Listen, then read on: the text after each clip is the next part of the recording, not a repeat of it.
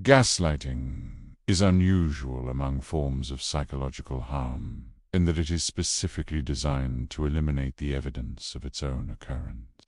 Every other form of manipulation leaves some residue, a pattern of behavior that can be observed.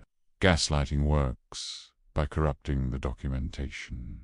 By the time the target is ready to assess what happened, the primary tool required, their own perception, has been compromised. This is not accidental. It is the design. And understanding the design is the first step toward the reconstruction.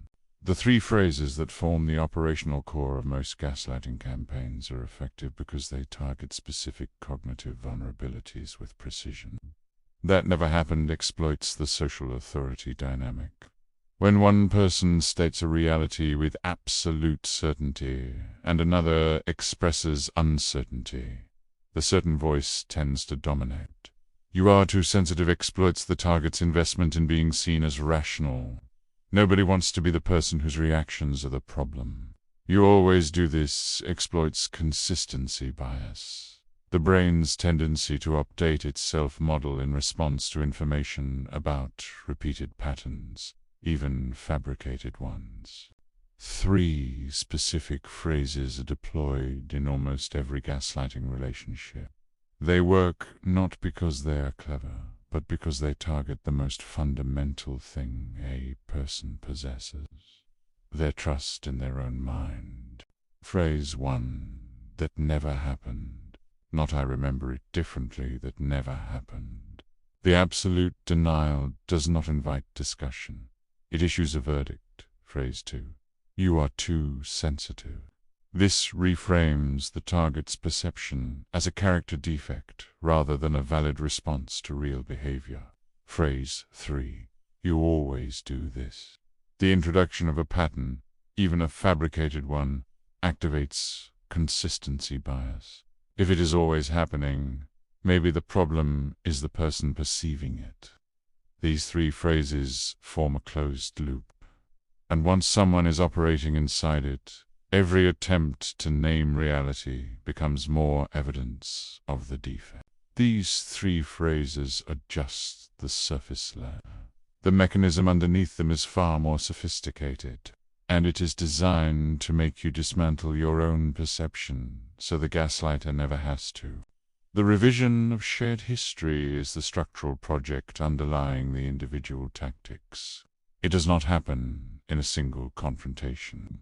It happens in the accumulation of small corrections, each individually deniable as a simple difference of perspective, collectively constituting the replacement of the target's version of events with the manipulator's. Over time, the target's hold on their own memories weakens, not because the memories are wrong, but because they have been challenged often enough, from a close enough source, with enough consistency, that the nervous system begins to treat them as unreliable. Memory is reconstructive, and the gaslighter's project is the corruption of the reconstruction process.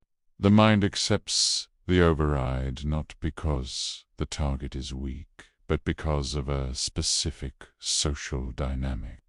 We update our self-perception based on the feedback of people we are close to. This is normal. It is how we calibrate ourselves against reality. The gaslighter exploits this healthy mechanism by positioning themselves as a trusted reference point and systematically feeding corrupted data into it. The process works because trust works, and the trust was real before the corruption began. Gaslighting does not feel like abuse. It feels like confusion, and that confusion is not a side effect of the tactic. It is the tactic. The goal of gaslighting is not to win an argument. It is to destabilize the target's access to their own perception so thoroughly that they stop trusting their own judgment entirely. Once that happens, the manipulator becomes the only available reference point for reality. And a person who has outsourced their perception to someone actively distorting it has lost the cognitive tool required to recognize what is happening. The confusion is the mechanism. The self-doubt is the product. And the product, once installed, generates itself. The target no longer needs to be actively manipulated. They have been taught to gaslight themselves. The most advanced form of gaslighting does not use any of the phrases you have heard about. It operates through omission, reframing, and the strategic use of partial truth, and it is almost impossible to identify in real time. Gaslighting at scale almost always includes a parallel project of social isolation. Not necessarily dramatic isolation, the gradual thinning of outside reference points. Friendships that are subtly discouraged. Family relationships framed as complicated. Outside perspectives characterized as biased. The isolation project serves the gaslighting project because outside perspectives are the primary correction mechanism for corrupted internal data. Remove them, and the corrupted source becomes the only available mirror.